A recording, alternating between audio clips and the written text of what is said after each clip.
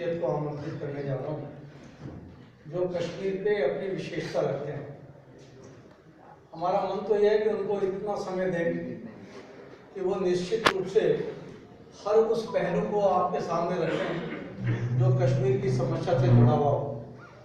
और मेरी मजबूरी है, समय की बाध्यता है, मैं उनसे निवेदन करूंगा वो अपनी विशेषता के अनुरूप सागर में सागर भरें और कम शब्दों में बहुत सारी बातें हमारे सामने प्रस्तुत करें।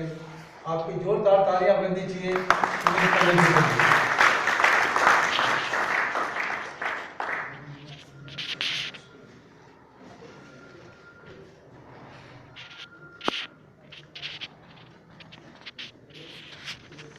सर्वप्रथम नेताजी की स्मृति को नमन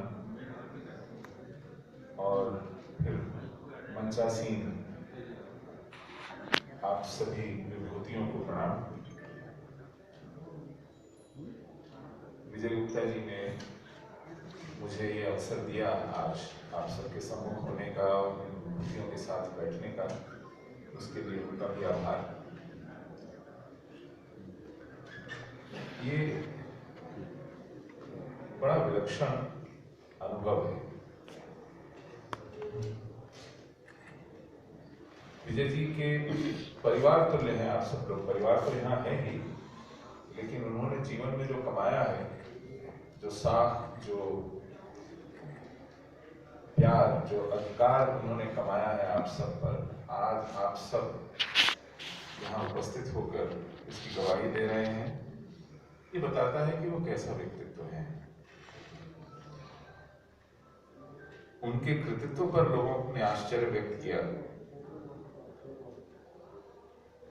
मुझे याद आया, एक महाकवि हुए हैं हिंदी में, सूर्यकांत त्रिपाठी निराला। उन्होंने साहित्य पर, कृति पर 2 लाइनें कही थी। उन्होंने कहा था, वियोगी होगा पहला कवि, आह से उपजा होगा गान। वियोगी होगा पहला कवि, आह से उपजा होगा गान। उमड़कर आंखों से चुपचाप वही होगी कविता जान। उनकी ये पुस्तक उनके संवेदनशील हृदय की अभिव्यक्ति है। कुछ कल्पना से, कुछ अपने अनुभवों से। उन्होंने अपने परिवेश में जो कुछ देखा, घटनाओं के विषय में जो कुछ पढ़ा, मिलने वालों से जो कुछ सुना, वो सब व्यर्थ रह नहीं गया। उसने जो उनके मन पर छाप छोड़ी, उसको जो उन्होंने मथा, वर्षों तक मथा। और जैसा कि वो स्वयं कहते हैं, मुझे लिखने का अनुभव नहीं था, अभिव्यक्ति का अनुभव नहीं था। अनुभव तो किया उन्होंने। अनुभूति के ऊपर किसी को कोई एकाधिकार तो मोनोपोली नहीं होती।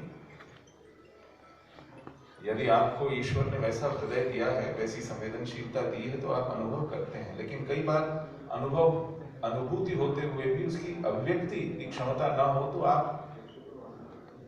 का लिख पाना, उसको कह पाना थोड़ा दिक्कत देता है। उन्होंने उस बाधा को भी पार किया और उसमें बहुत परिश्रम लगा होगा, क्योंकि मसीह जी की तो रोज लिखते हैं, वत्स जी यहाँ हैं, ये स्वयं लिखते रहे हैं, लोगों से लिखवाते रहे हैं। लेकिन विजय जी ने किस अनुभव यात्रा से गुजरकर आपके सामने यह कृति रखी है, ये सच में विलक्षण है। ये अपने आप में साधारण बात नहीं है, पर पुस्तकें रोज सैकड़ों की तादाद में छपती हैं, विमोचन होते हैं। लेकिन आज ये जो पुस्तक, जिसके विषय में हम लोग बैठे हैं, ये अपने आप में इस वजह से बहुत विशेष है। और जहां तक कि इसका विषय है, बंटवारा और विस्थापन, मैं अब तक जो भी कुछ बोला गया उसको बहुत धैर्य से और बहुत गंभीरता से सुन रहा था। और बार बार ये कहा गया कि हमें यह सुनिश्चित करना है कि ऐसी त्रासदी न दोहराई जाए। ऐसी त्रासदियां इसलिए होती हैं क्योंकि हम उनको सही अर्थों में समझते नहीं। अब 1990 की जो त्रासदी हुई वो मुश्किल से बंटवारे के 40-43 वर्षों बाद हो गई। कैसे होने दिया? बंटवारा तो जब हुआ, आप सब जानते हैं, तब हम शासक नहीं थे। अब हम पर एक विदेशी आक्रांता का शासन था। हमारे पास ना अपनी सेना थी, ना अपनी पुलिस थी, ना अपनी व्यवस्था थी, ना अपना प्रशासन था। और तब वो बंटवारा झेलने को हम अभिशप्त हुए। इससे पहले कश्मीर में 6 और विस्थापन, पलायन, निष्कासन, जो मात्राएं हुए 5 शताब्दियों में। लेकिन ये 1990 का निष्कासन सबसे ज्यादा कष्ट इसलिए देता है क्योंकि तब यह देश छोटे छोटे राजाओं में बटा नहीं था, जैसे दयानंद जी ने आपको बताया।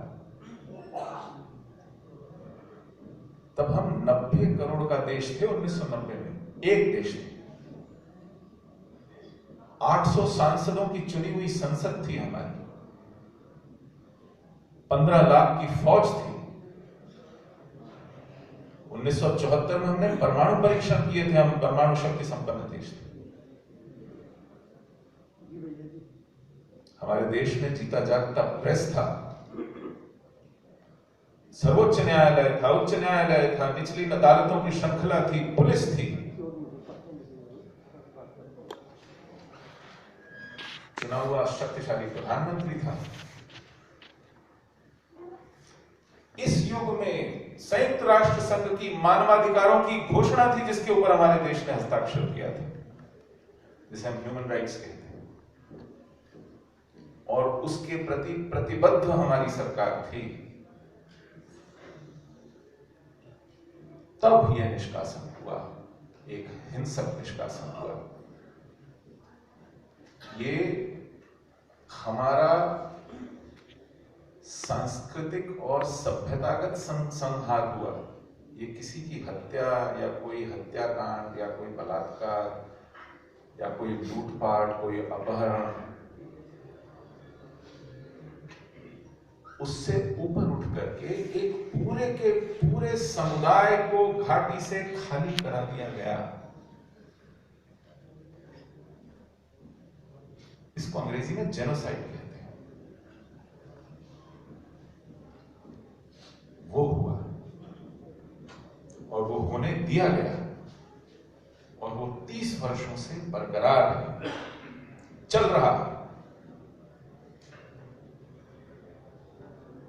तो 1947 के बंटवारे को मैं कम नहीं आंक रहा हूं, लेकिन मैं उस समय की विवशता के साथ 1990 की परिस्थितियों की तुलना कर रहा हूं। तब हम विवश थे, चलिए। लेकिन उन 40-43 सालों में हमने एक पाखंड गढ़ लिया उसके विषय में, इसलिए हम 90 के लिए तैयार नहीं थे। वो पाखंड क्या था? पाखंड ये था कि हमें जब वो तथाकथित आजादी मिली और जब ये सवाल पूछे गए कि हमारा बंटवारा क्यों हुआ, दसियों लाख लोग मारे क्यों गए, तो कहा गया कि ये अंग्रेज बड़ा शातिर था, अंग्रेज जाते जाते इस देश को बांट गया। यह एक कथा प्रसंग था जो आधिकारिक रूप से हमारे सिलेबस में, हमारे पाठ्यक्रमों में, हमारी कक्षाओं में, हमारे अखबारों में, लेखों में आने लगा, भाषणों में आने लगा। ये अंग्रेज बड़ा काइया था, वो जाते जाते हिंदू मुसलमानों को लड़वा गया, देश बंटवा गया। ये कहा जाए तो कांग्रेस का नैरेटिव था। इसके समानांतर एक नैरेटिव विपक्ष का भी था। उस समय कोई विपक्ष का दल, कोई बड़ा दल नहीं था, बटा खटा विपक्ष था, लेकिन उस विपक्ष का एक सामूहिक कथा प्रसंग भी था और वो कथा प्रसंग था कि साहब इस देश को कांग्रेस ने बांटा है, कांग्रेस ने बंटवाया है। मैं इन दोनों को झूठ नहीं मान रहा हूं, ये दोनों अपने अपनी जगह कुछ हद तक सच है, लेकिन इन दोनों प्रसंगों के बीच में, इन दोनों नैरेटिव्स के बीच में जो असली दोषी था उसको बच निकलने का मौका मिल गया, और वो दोष था इस्लामी कट्टरता। उसके बारे में कोई मुंह नहीं खोलता क्योंकि उनके वोट चाहिए। अंग्रेज तो रहे नहीं यहां, तो आप अंग्रेज को गाली दे सकते हैं आराम से, लेकिन यहां जो है और जो एक मुश्त वोट देते हैं उसका वोट चाहिए, तो उसके ऊपर सब अभी जिन पुस्तकों की चर्चा हुई और देश बट गया, H.P. शेषाद्री जी की अंग्रेजी में वो पुस्तक है the tragic story of partition, आप वो पढ़ लीजिए। आप राम मनोहर लोहिया की गिल्टी मैन ऑफ पार्टीशन पढ़ लीजिए, बंटवारे के दोषी। उसमें घुमा फिरा कर कांग्रेस को दोष है।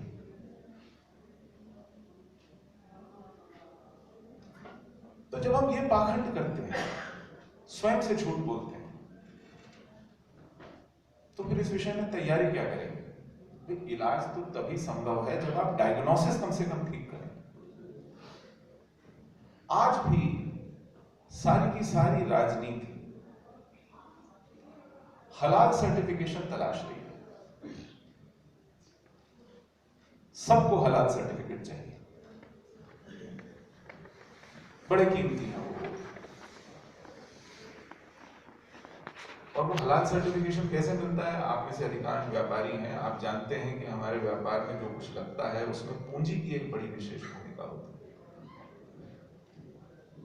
शायद सबसे महंगा जो साधन व्यापार में है वो पूंजी है, बड़ी बहुत ब्याज देना पड़ता है। लेकिन इस देश में एक ऐसी संस्थाएं चल रही हैं सरकार द्वारा, आपके और मेरे कर के पैसे से चल रही हैं, जिसमें ब्याज मुक्त पूंजी दी जाती है उधार, वो अल्पसंख्यकों के नाम पर एक विशेष समुदाय को मिलती है। आप गूगल कर लीजिए, 2018-19 में करोड़ों छात्रवृत्तियां बांटी गई, 80% से अधिक छात्रवृत्तियां मुसलमानों को मिली, 7.5% के करीब छात्रवृत्तियां ईसाइयों को मिली, हिंदू छात्रों के हिस्से 4.25% छात्रवृत्तियां हैं। इस देश में सरकार बांटती है तो अपने घर से तो पैसे नहीं लाते मंत्री प्रधानमंत्री, ये तो हमारे कर के पैसे से हैं। ये हो रहा है। इसके अतिरिक्त और क्या हो रहा है? आपको अगर स्पर्धा परीक्षाओं में कोचिंग चाहिए आपके बच्चे को, जिसमें आजकल लाखों रुपए लगते हैं, आप यूपीएससी की तैयारी करना चाहें, आईआईटी की करना चाहें, मेडिकल एग्जाम एंट्रेंस की करना चाहें, आप जानते होंगे, बच्चों को पढ़ाया होगा आपने, कोचिंग इंस्टीट्यूट कितने पैसे लेते हैं। सरकार कहती है कि अल्पसंख्यक छात्रों को हम मुफ्त में कोचिंग कराएंगे। तो मेरे इस देश में मेरी सरकार, मेरी व्यवस्था मुझे क्या कह रही है? आप कहें कि ये तुष्टीकरण की राजनीति है ना, मैं इसे तुष्टीकरण नहीं कहता, मैं कह रहा हूं कि मेरी व्यवस्था, मेरी सरकार कह रही है मुझे कि यदि आपको अपने बच्चे के लिए छात्रवृत्ति चाहिए, व्यापार के लिए ब्याज मुक्त ऋण चाहिए, कोचिंग चाहिए फ्री में, तो आप धर्मांतरण कीजिए, इस्लाम स्वीकार कीजिए, तो सरकार आपको देगी। सरकार मेरा धर्मांतरण कराने पे तुली हुई है। जो लोग कहते हैं कि एनजीओ को चंदा आना बंद हो गया विदेश से क्योंकि वो यहां धर्मांतरण करते थे, बिल्कुल ठीक कह रहे हैं कि चंदा आना बंद हो गया, ये एनजीओ धर्मांतरण करते थे। अगर इसका एक छोटा मोटा लाभ इस देश को मिलता था तो कम से कम डॉलर देश में आते थे, देश की विदेशी मुद्रा बढ़ जाती थी। लेकिन अब इस धर्मांतरण का ठेका अगर मेरी व्यवस्था, मेरी सरकार ले लेती है और मेरे कर से मेरा धर्मांतरण करती है, उनके चंदे आने पर रोक लगने का क्या फायदा है? अभी वो पहले वॉइस दी रही है। ये आपको पूछना पड़ेगा, व्यवस्था से पूछना पड़ेगा कि मेरे साथ, मेरे समुदाय के साथ हिंदू होने का भेदभाव क्यों है भाई? शाप है क्या, पाप है क्या हिंदू होना? आप मेरिट्स पर दीजिए या मीन्स पर दीजिए। यदि आपके पास खर्चा उठाने की व्यवस्था नहीं है, यदि आप मेधावी छात्र हैं या दोनों हैं, तो इस विषय में दीजिए। लेकिन अगर मैं गरीब हिंदू हूं तो यह मेरा दोष है।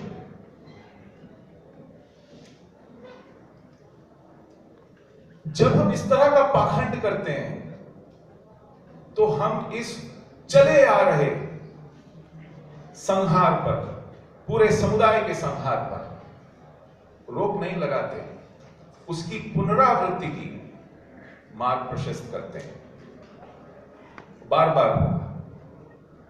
आज कश्मीर में जो हुआ है उसको विस्थापन कहा जाता है, अंग्रेजी में माइग्रेंट कहते हैं, विस्थापन, या कुछ लोग कहते हैं कि ये प्रवासी हो गए, जैसे प्रवासी पक्षी होते हैं, माइग्रेंट्स प्रवासी होते हैं, विस्थापन डिस्प्लेसमेंट बोलते हैं। जैसे कहीं बाढ़ पीड़ित हो, भूकंप पीड़ित हो, डिस्प्लेस हो जाते हैं, कहीं बांध बन गया हो, डिस्प्लेस हो जाते हैं।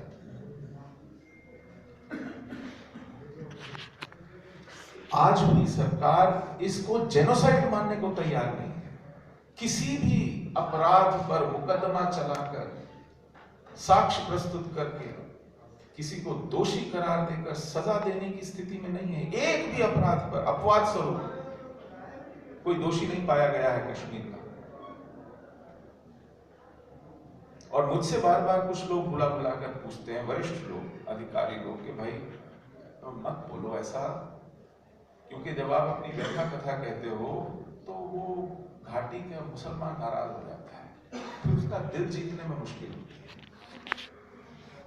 हमें दिल जीतना है ना, जिहादियों के हाथ में तिरंगा थमाना है, उनके मुंह से भारत माता की जय बुलवानी है, इसलिए लीपापोती करनी है उस पूरे संहार पर,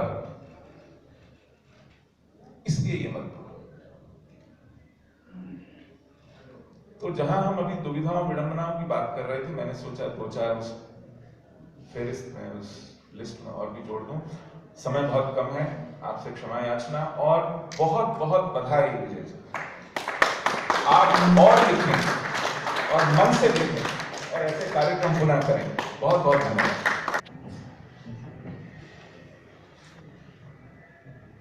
आदेश जी को निश्चित रूप से अगले कार्यक्रम में जाना है, परंतु शिष्टाचार नियमों का ध्यान रखते हुए हम मुख्य अतिथि को तो अंत में ही सुनना चाहेंगे।